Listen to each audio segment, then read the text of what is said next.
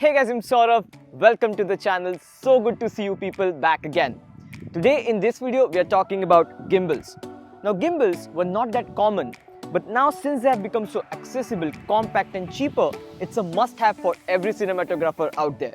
Gimbals add a different production quality, a dynamic element, and it levels up your video game. In short, if you know how to use a gimbal properly, you already have leveled up your video game. In this video, I will talk about certain tips and hacks you need to know about using a gimbal properly. This was a much requested video. This is going to be a superb one. I'm very excited. So without wasting any time, let's get started. The first tip or hack is to use the gimbal with a normal sized tripod. Now you do get a small base tripod with the gimbal, but do you know you can actually use the gimbal with a full-sized normal tripod as well. Now here I'm using the RS3 with my Peak Design tripod. You can use it with any tripod that you use. The benefit of doing this is definitely you get a elevated height and you can use this gimbal as a fluid head now. Fluid head is great for shooting videos and I'm a big fan of it. And the fact that I can use a gimbal to do that makes it even easier. I can adjust the movement and the shot with the help of the joystick that is present in the gimbal. But what I like to do is, I like to use the mobile application to control it. The reason is, when I'm in direct contact, there are chances that I might introduce a bit of camera shake. For accurate and precise movements, I like to use the application. Here, what I'm doing is, I'll set my tilt speed and roll speed to 0 so that even if I move the joystick in the tilt or roll direction, it won't actually move. And I only want to track my pan movement. I will turn the smoothness for the pan movement a bit so that now when I'm panning the camera and I stop it, it's not a jerk but a smooth pause at the end.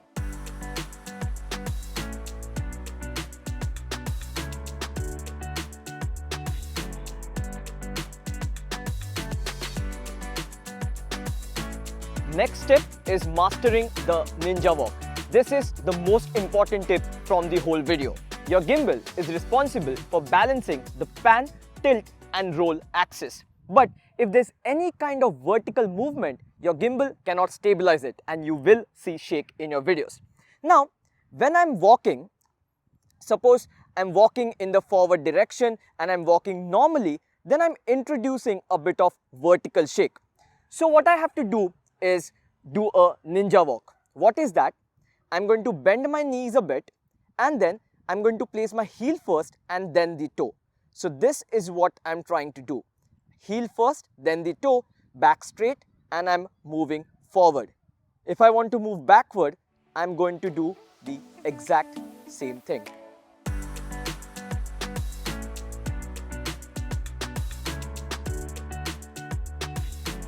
I'm going to follow the same ninja walk technique even if I want to shoot a sideways shot. I'm not going to walk this manner because if I'm walking in this manner, I'm still introducing a bit of vertical shake. What I'm going to do is, I'm going to point the camera in the direction I want to shoot. I'm going to check my framing. This can be a bit tricky. Once I'm happy with the framing, now I'll start doing the ninja walk. When I'm going to walk, I will make sure I'm not shaking the camera vertically and I'm taking it, I'm moving in a straight motion. Okay? I'll start the ninja walk and this way you can shoot a sideways shot with the help of ninja walk technique.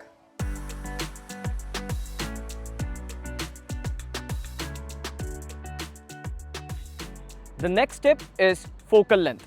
Now focal length plays a very huge role in the look and feel of the shot. But when we are talking about gimbal, when we are talking about camera shake, the thing to keep in mind is the wider you shoot, less will be the camera shake visible, and the more you start zooming in, more will be the camera shake visible. Right now, I'm shooting at 14mm and 14 is a very wide focal length on a full frame camera. And so even if there's a bit of camera shake, it won't be that visible. But when you're using lenses, let's say like a 50mm or a 100mm lens, even a bit of camera shake will be exaggerated and it will be very much visible in the frame. For me, when using gimbals, the sweet spot is 14mm to 35mm. I have used lenses like 50mm, 105mm as well when I need that tighter shot, but that is very rare. I feel 14 to 35 is a very good enough range. it's wide enough, so even if there's a bit of shake, I can correct it in post. Next tip is using the correct gimbal mode. Now in every gimbal, you have certain basic modes such as pan follow, pan tilt follow, and also FPV. I know this sounds confusing, I'll explain, don't worry. Basically, right now, the gimbal is in pan mode. So if I move the camera up or down, it's not going to follow the tilt axis, but if I pan, it's going to follow the pan direction because the gimbal is in pan follow mode.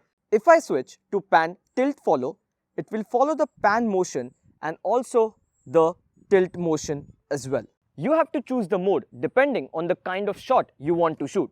For example, now suppose I want to start from the bottom direction, and then as I move forward, I want the camera to slightly tilt upwards. So I'm going to use the tilt only mode. I don't want my camera to move in the pan direction.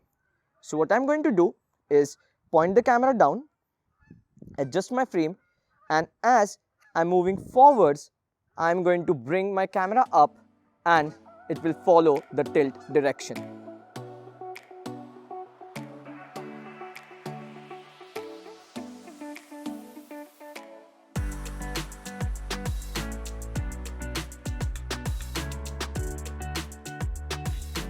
Next time you're shooting a shot, analyze the movement of the shot, and then decide the correct mode. Using the correct mode will make the process of shooting videos a lot easier. Initially, you might get confused, but with practice, everything will be easier. Next tip, number 6, is rotation of the wrist. This is a continuation of the previous tip. Now suppose I want to take an orbiting shot of this particular structure right here. Since I'm going to use the pan movement, I'm going to set my gimbal to pan follow mode. The important thing when orbiting around the structure is to keep in mind that you have to slightly rotate your wrist to help the gimbal follow the pan mode. This is a very crucial and a minor step, but it is something that will take a bit of practice. Initially, when you're moving, the gimbal might follow a bit slow or fast. You can adjust the follow speed. As a beginner, this can be a bit overwhelming. So what I suggest is stick to the default settings and practice the rotation of the wrist. And once you get a knack of it, you can control the settings for accurate movements.